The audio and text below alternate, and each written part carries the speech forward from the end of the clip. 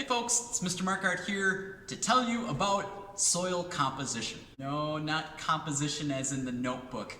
Composition as in parts. We've seen or heard about parts of or layers of soil as we see from a crosscut of earth or what we call horizons. We're talking about composition as the soil that's probably right immediately underneath you. The stuff that you're working in your garden, stuff outside in your field, stuff outside in your test plot, whatever you see fit. Today's goal is to be able to cover two different ways in which you can see soil composition for yourself, whether that's by jar method or by sieve, not shiv, sieve, and then this way to be able to see what's in your soil. This is important because all of the parts to soil act differently depending on what kind they are. We know this by that if we have a side of a house that is full of sand, we know that water will run off really quickly off of it, and we want something to be able to hold that sand in place. Oftentimes you make some sort of bank or you make a raised bed, something to be able to prevent that back, or adding some other different type of soil into that area. We want to know also what's in our soil in case if we add certain things to it, such as fertilizers or grass seed, to be able to figure out what is being put in that area so we don't either waste one material or add too little of another. Here at East, we can use soil knives to be able to get our sample size. The soil knife is not necessarily sharp on one end, but it does help cut through a lot of our grass or certain really tough types of soil that we're working with. This was made possible through some very generous donations by Donors Choose Project back in the early August. So props to them and thank you so much for that. I think this calls for a victory duck call. Or to get soil that's a little bit deeper into the surface, you can use something like a probe that just kind of cuts through down, be able to get a cross section, and that's usually enough to be able to put into your test. Once you've got your soil, you want to leave it out and sprawl it out in an area to dry out.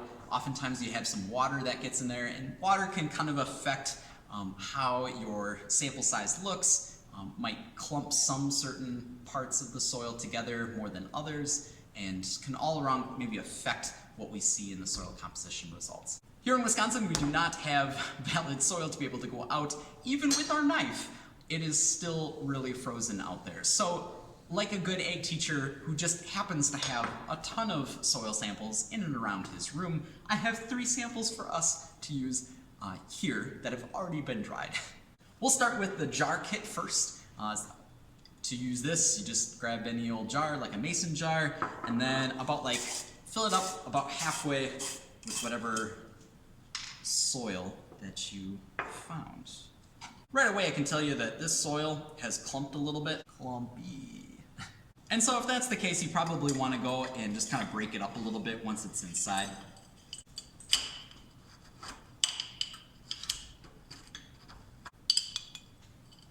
That's good. Again, fill it up about halfway. Next step is you're going to fill up it with water about 3/4 of the way up. And with a small size like this for a jar, I'm only going to put about 1/2 teaspoon of dishwashing soap in.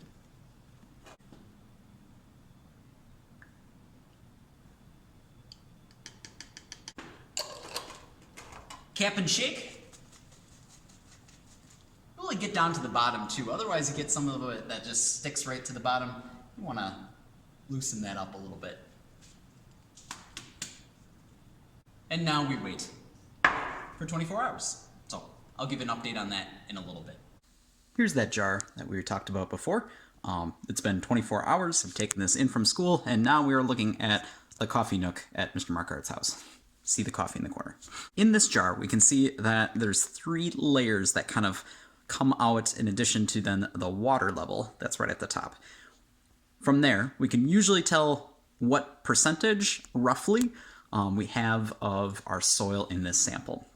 And that depends on the size of the particle. Our sand particles are going to sink to the bottom since they're heavier and usually larger. Mid-size is going to be our silt, which will be this cute little line in the middle. And our clay particles, which have a lot of air and ability to soak things in, usually will sit at the top, which is right about here. And then obviously you've got the murky waterness. This murkiness also is a good indicator that we do have a little bit of some clay yet that still needs to settle. I could let this jar sit out for another 48 hours and it still might not be totally clear, but we might see this level increase a little bit more.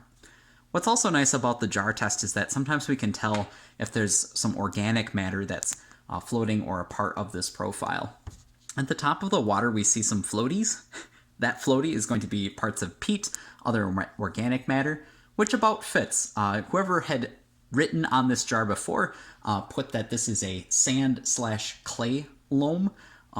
Again, probably heavier on the sand and clay, but I would agree with his statement. So there's a little check-in on our jar composition test. For a soil sieve, it comes in multiple different parts, oftentimes in little containers that stack onto each other. Again, this was another additional gift given to us generously by multiple donors from the Donors Choose project. Victory Duck Call. The parts separate out, and oftentimes they come in different sizes. What makes them different is that they separate out and have multiple different sections of different sized mesh. So you'll notice that, say, this one has a bigger mesh size than this one. And all of them usually sometimes come with a number on the side. So the bigger the particle, the smaller the number it is. So in this case, this is a particle size 6 for about 6 particles per millimeter, I believe. This one would be a 20, goes down to 40. And then we have also, as long as it doesn't stick, 100.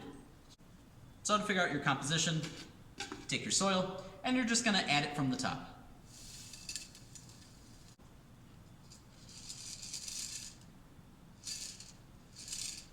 Gently shake it a little bit. By separating each of the parts, you'll be able to figure out how much soil content is in each one of these sides.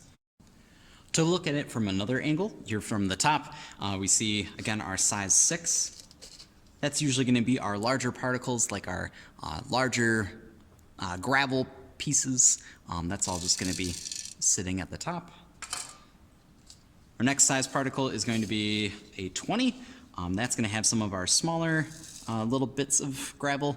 Sometimes we even see little chunks of clay that will also be up at that top too.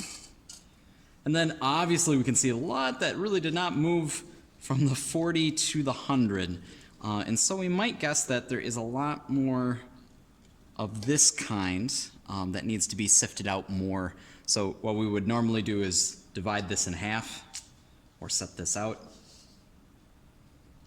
and start from the beginning.